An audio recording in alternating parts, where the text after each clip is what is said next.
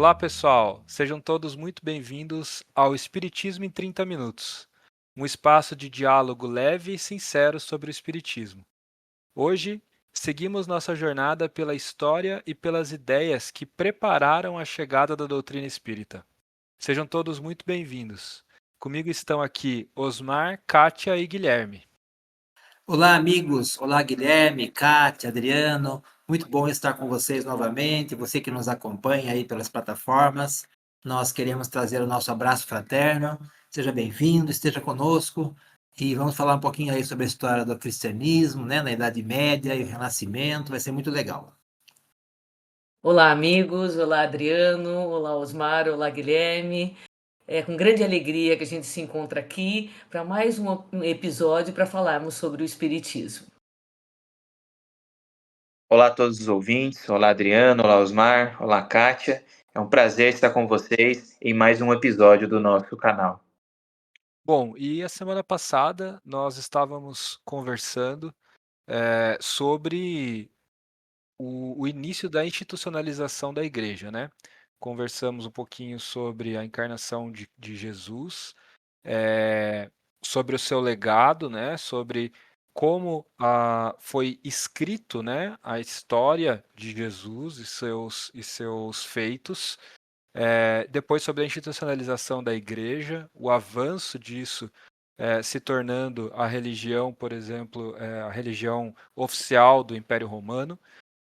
Encerramos falando um pouquinho sobre os concílios, sobre a centralização da autoridade religiosa, sobre a Idade Média, né, e como isso se desdobrou na história da humanidade. E hoje a gente avança aí um pouquinho mais a partir da Idade Média, né, até a gente chegar aqui nos nossos dias, na verdade um pouquinho antes dos nossos dias, aí uns 150, 200 anos antes, que são os primeiros fenômenos que chamaram a atenção de Kardec, né, para o início do estudo do Espiritismo, né? E aí, Gui, o que a gente consegue trazer aí depois da Idade Média de fatos históricos e que seja pertinente aí para esse preparo da chegada do Espiritismo? É uma coisa muito importante, principalmente tanto no final da Idade Média quanto no início da Idade Moderna, é o poder da Igreja, principalmente nessa questão da institucionalização e da expansão do cristianismo para outras regiões do globo, né? Então, nós temos ali as cruzadas indo lá para o Oriente, posteriormente, com a chegada dos europeus à América, também vêm caravanas, grupos, né, de católicos, padres, eles vêm em busca de angariar mais fiéis, né? Então eles vão aí expandir o cristianismo. Claro que com muitas vezes em um sentido muito mais enérgico, né? Muito mais impositivo do que propriamente num sentido mais acolhedor, né? Mas isso é importante porque o cristianismo ele vai tomar rumos, né? Que irá atingir praticamente todo o globo, né? Então isso é importante nesse período.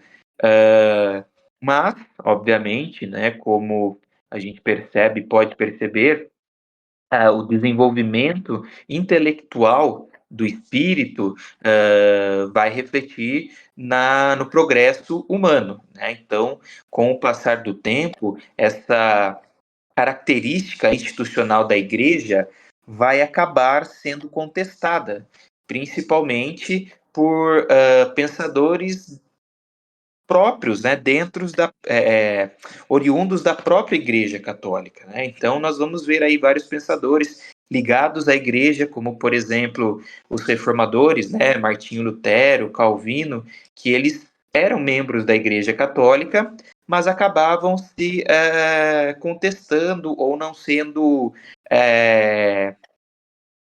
admitindo algumas ideias da Igreja, né? E isso vai também dar novos olhares para o cristianismo. E isso cada vez mais vai se intensificando durante o período da Idade Moderna. A gente vai ter, por exemplo, os ideais de René Descartes, né, na filosofia, aquela questão do penso, logo existo, que vai dar uma maior valorização à razão humana, né, a essa questão, a esse tipo de autonomia do indivíduo, né, um individualismo, um maior protagonismo do ser humano, né, nas tomadas de decisões, das suas próprias tomadas de decisões.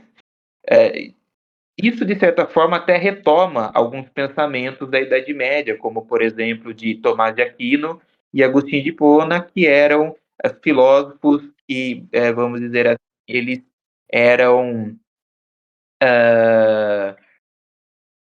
desenvolveram, né, essa questão do livre-arbítrio na filosofia dele, né, de uma maior independência ou até mesmo de uma maior responsabilidade do ser humano nas suas próprias tomadas de decisões. Isso é muito importante, até mesmo para o espiritismo, né?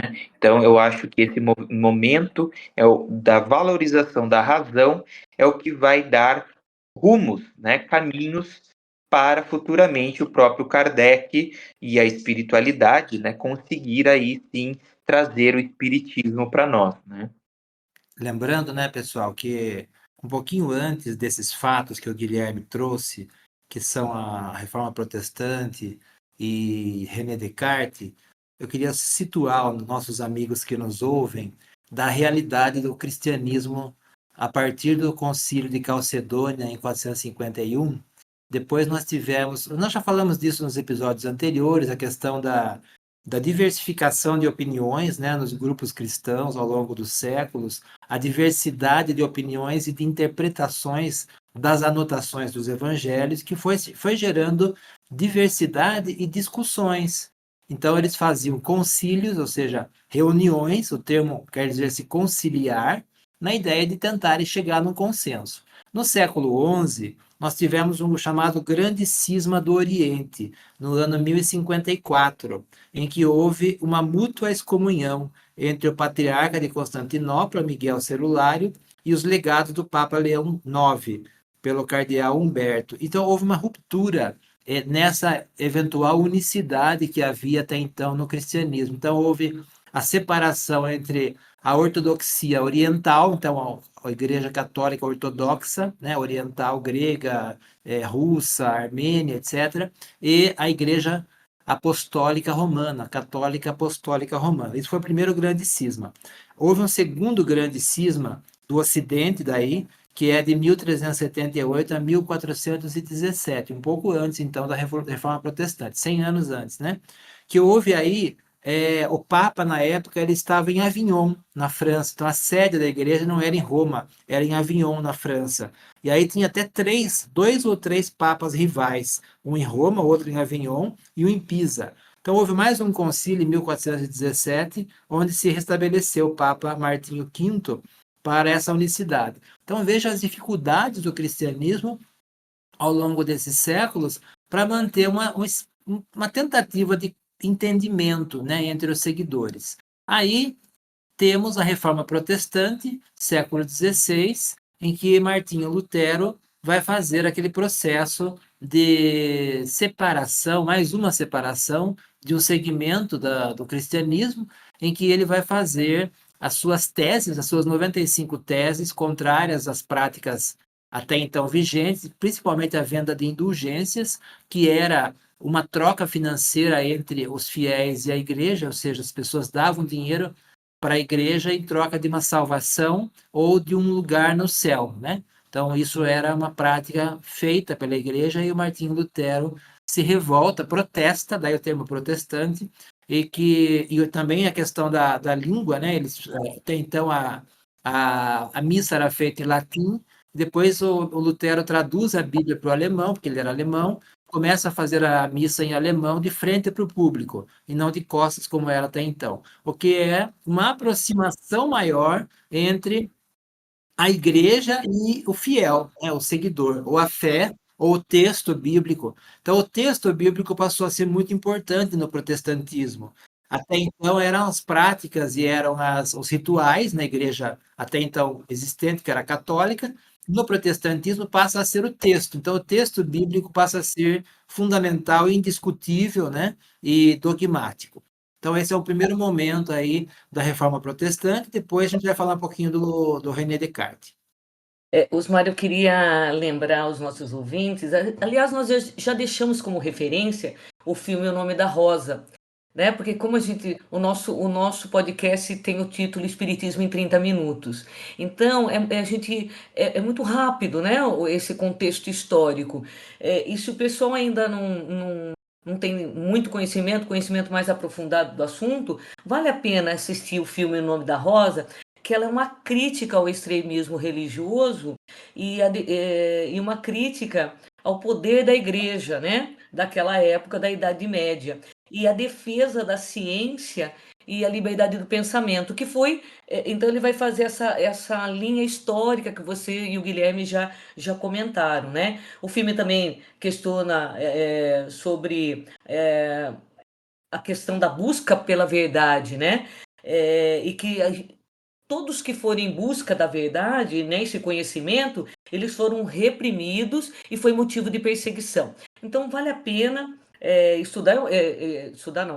assistir esse filme. Ele é um filme italiano de 1986, é um pouco mais antigo, mas vale a pena resgatar, assistir, até para entender todo esse contexto histórico que foi aí comentado em coisas de 5, 10 minutos, né? E assim, eu queria deixar também uma reflexão para o nosso ouvinte, é a questão assim, da importância do pensamento livre, né? Da liberdade de pensamento. Por muito tempo, lá na Idade Média, isso não existia. Então, hoje nós aqui, reencarnados no século XXI, século XX, século XXI, não temos muita ideia do que é não ter uma liberdade de pensamento. Então, o que era repressão, o que era viver em torno do medo, né? Eram mortos, perseguidos. E hoje que nós temos o direito dessa liberdade do pensamento, é o que nós estamos fazendo disso, né? Talvez as pessoas não tenham ideia da grandiosidade que é isso, do momento que nós estamos vivenciando hoje. Tanto que a palavra heresia, ela quer dizer opinião. Então, veja que já era proibido. Então, a pessoa era herege, ou seja, ela tinha opinião, e aí a opinião geralmente contrária à ideia dominante, né? E por isso ela era perseguida. Bom, aí vale a pena a gente pensar aqui um pouquinho que não é aqui uma crítica, uma condenação ao que foi feito do cristianismo. É uma constatação, né? A gente só faz uma constatação. É o que está na história do cristianismo e que foi o que foi possível ser feito naquela época, porque as pessoas tinham uma realidade, uma dificuldade, uma interpretação. Jesus, sabendo disso, disse que enviaria um consolador que restabeleceria e nos faria lembrar o que ele estava dizendo. Então, isso já é uma amostra de que ele sabia o que ia acontecer com a sua mensagem, né? O desvio, a deformação, a deturpação que essa mensagem teria. Não vamos jogar nas costas das religiões, mas sim nossa, né? A responsabilidade é nossa, espíritos que convivemos, estivemos nesses momentos. Mas tudo é uma aprendizagem, né? E aí há um retorno. Aí podemos falar um pouquinho do René Descartes, que é um grande pensador e filósofo que vai nos convidar a partir de 1596, em que ele vai nascer, ele desencarna em 1650, o filósofo francês, conhecido, né, com a célebre frase penso, logo existo, ou seja, ele defende os direitos do pensamento e contesta aqueles que ensinavam o que sabiam por ouvir dizer, com repetições milenares consagradas pela tradição. Ensina o que havia descoberto nas experiências e condena o dogmatismo medieval. Então, uma grande coragem que ele teve para fazer isso. Francês, a França como muito católica, como sempre foi, então mais coragem ainda, mais necessário, né, para fazer um contraponto com a tradição religiosa, que aliás até hoje existe, que é de você não questionar, que é de você seguir porque é uma fé predominante, seja ela qual for, e aí você entra nesse processo sem um questionamento, né? E aí você tem, por exemplo, nos dias atuais, uma separação entre ciência e religião, um antagonismo grande entre ciência e religião, porque são interpretações da realidade muito diferentes. Na época também era. Por isso que o René Descartes falou, olha, peraí, pessoal, vamos pensar um pouquinho, né? O que está certo? O que a gente observa da natureza e tira as nossas conclusões, ou o que nos falaram, ou o que está escrito em textos, né? Então, se um texto diz que houve um casal original que deu origem à humanidade, Adão e Eva, você leva isso de forma literal? E você ignora que há todo um estudo da antropologia, da arqueologia, que mostra que houve um grande avanço e evolução humana ao longo de milhões de anos pelos nossos ancestrais. Então, quem que está certo? Aí há esse antagonismo, né? E o Espiritismo depois vai dizer, não, os dois estão certos. Basta que você tenha um olhar para interpretar as falas religiosas e não levar ao pé da letra. É uma coisa que o Osmar falou que é interessante, né? Essa relação do penso logo existo, porque para Descartes essa frase é como se ele desse, né? Atribuísse à razão o fundamento da nossa existência, da prova da nossa existência, não só da nossa, né? Mas de tudo que existe. Então ele dá ao próprio ser humano, ao ser racional, a prova da existência de tudo. Só o homem, né, só o ser humano, só o ser racional, ele é capaz de garantir que as coisas possam existir. Por quê? Porque o conhecimento vai partir desse ser, né, que é capaz de raciocinar, de pensar. Então, a garantia de qualquer coisa parte da racionalidade humana, não de propriamente dogmas, né? Ou propriamente de qualquer coisa que possa, assim, estar além da razão humana, né? Falando em Descartes ainda, fica muito evidente que Descartes ele veio preparar o terreno para Kardec, né? Porque Descartes também ele dizia que todo ser humano é formado por uma substância pensante, que é a mente, e uma substância externa, que é o corpo. Ele já falava em mente e corpo. E ele propunha uma filosofia de que nunca se acreditasse no falso, que fosse totalmente tudo que pensasse, que fosse fundamentalmente pautado na verdade. E é o que Kardec foi fazendo. Então, ele sistematiza a questão da ciência. Então, esse racionalismo cartesiano, que é a lógica, Descartes que vem trazendo, vem abrindo essa forma de pensar. E ele expõe 4 regras para chegar ao conhecimento. A primeira, nada é verdade até ser reconhecido como tal. A segunda, os problemas precisam ser analisados e resolvidos sistematicamente. A terceira, as considerações devem partir do mais simples para o mais complexo. E quarto, o processo deve ser revisto do começo ao fim, para que nada importante seja omitido. Isso é um método, eles chamavam o método da dúvida. E se a gente for ver a forma como Kardec compila todos os seus estudos, ele segue essas regras. Então, olha como, quando Osmar fala que tudo tem o seu porquê, o seu para quê, todo esse contexto histórico, não tem nada de errado, somos nós, como humanidade, engatinhando e até chegar no Consolador, como disse Jesus, o terreno foi preparado. Então vieram vários pensadores, vieram vários cientistas, vieram vários outros espíritos preparando o terreno para que Kardec pudesse fazer todo esse estudo do espiritismo. Né? Então, não é sozinho, né? Existe uma pleiade de espíritos comprometidos que chegaram, que vieram antes de Kardec, preparando todo esse espaço para que ele pudesse, e para que nós, como humanidade, estivéssemos também mais preparados para poder entender tudo isso que ele ia trazer. Curioso que esses fatos históricos se repetem, né? Como diz o ditado popular, a história se repete. A gente observa hoje um antagonismo entre ciência e religião, um negacionismo científico por parte de algumas pessoas, sejam elas religiosas ou não. uma polarização de ideias e de pensamentos.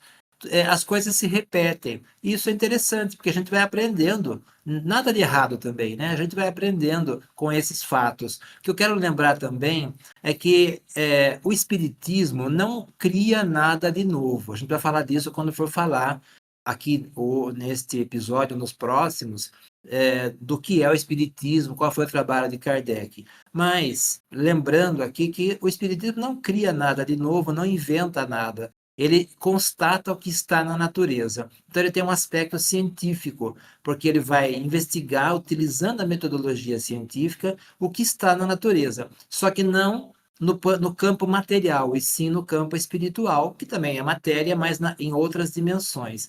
Então, não se trata de acreditar ou não, de convencer as pessoas ou não. E sim, olha, está na natureza, nós temos essa visão, nós temos o auxílio dessa técnica de pesquisa, que é o Espiritismo, e você pode aceitar ou não, mas é uma verdade, é uma realidade. Isso sempre aconteceu nessa época da Idade Média, né, na época do Renascimento, né? Então, Galileu, por exemplo, no Renascimento, Galileu Galilei inventou o telescópio e olhou, apontou para o céu e falou: olha, peraí, na verdade não é bem que o céu, o sol gira em torno da Terra e a Terra é o centro de tudo, é o contrário. Estou vendo aqui, ó, é a Terra que gira em torno do Sol.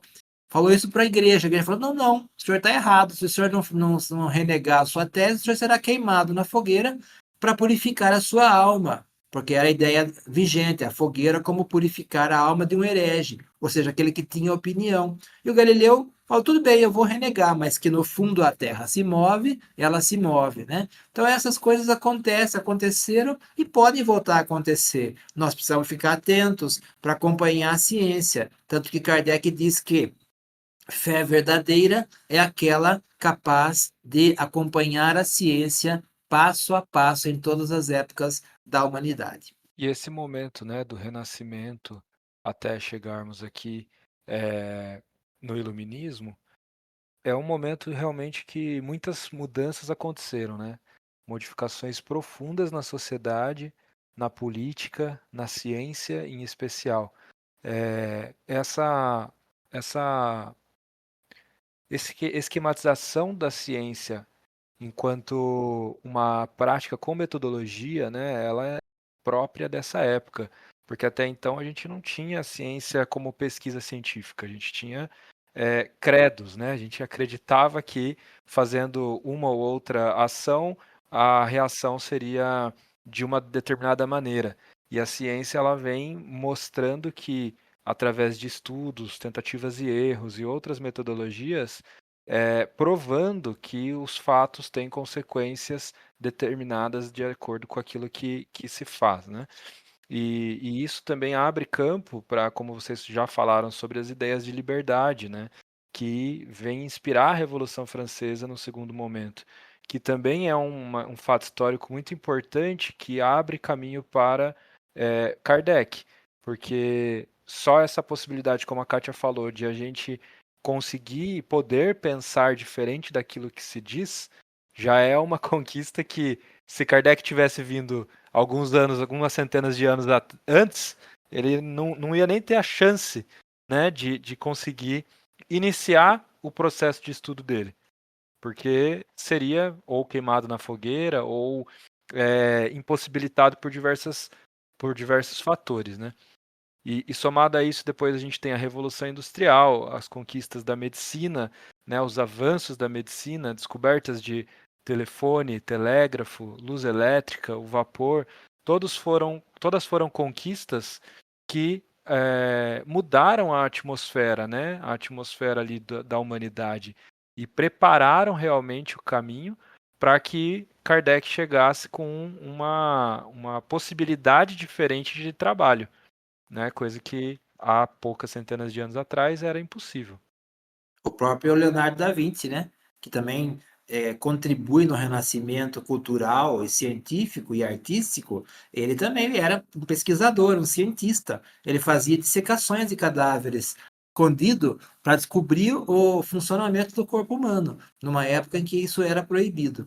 A Kátia falou do Nome da Rosa, do filme, e eu sugiro também a leitura do livro, que é muito interessante. interessante é de Umberto Eco, no qual foi baseado o filme. Umberto Eco foi um pensador, filósofo, ensaísta italiano, que publicou esse livro que é fantástico, vale a pena também a leitura, porque mostra essa questão da ciência, né? Então, o grande segredo nesse livro que ele mostra é a biblioteca, ou seja, a biblioteca era o coração de um mosteiro e era fechada a 7 chaves, e era proibida o acesso à biblioteca. Por quê? Porque lá estavam os livros de ciência, os livros de filosofia, Aristóteles, Sócrates, Platão, que eram pensadores. Então, era a época da repressão ao pensamento. Então, o Espiritismo vai nos dizer depois que nós somos livres, espíritos livres, e temos direito ao nosso pensamento, mesmo presos fisicamente, nós continuamos tendo direito à liberdade de pensamento e à liberdade de opiniões. Na verdade, né, Osmar,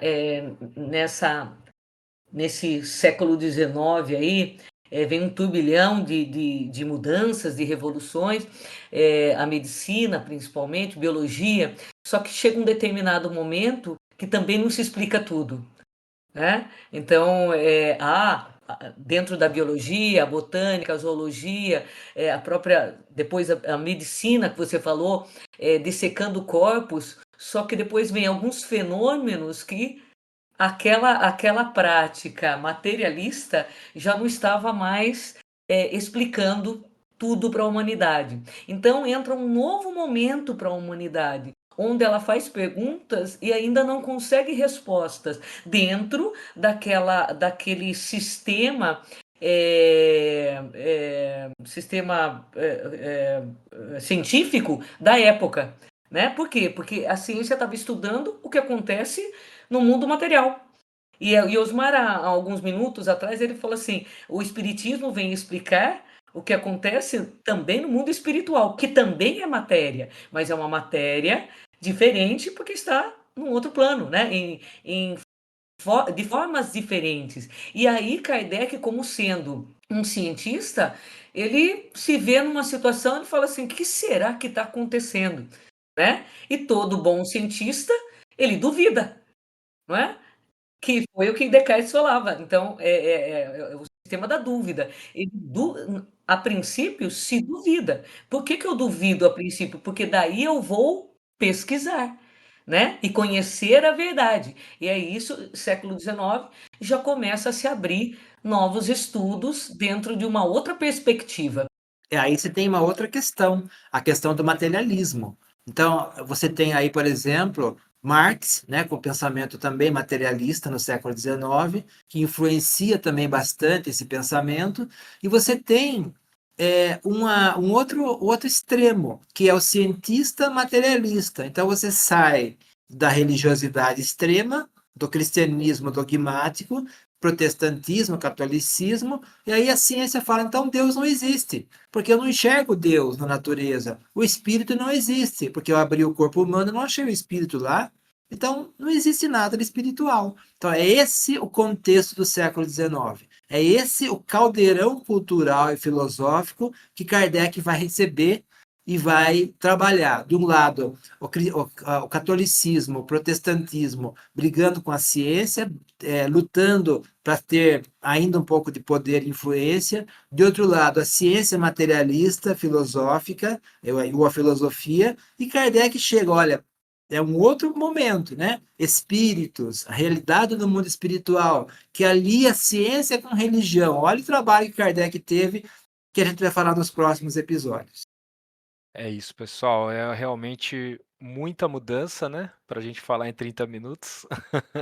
E por isso a gente sempre deixa aqui sugestões de bibliografias para vocês acessarem, lerem, assistirem, né?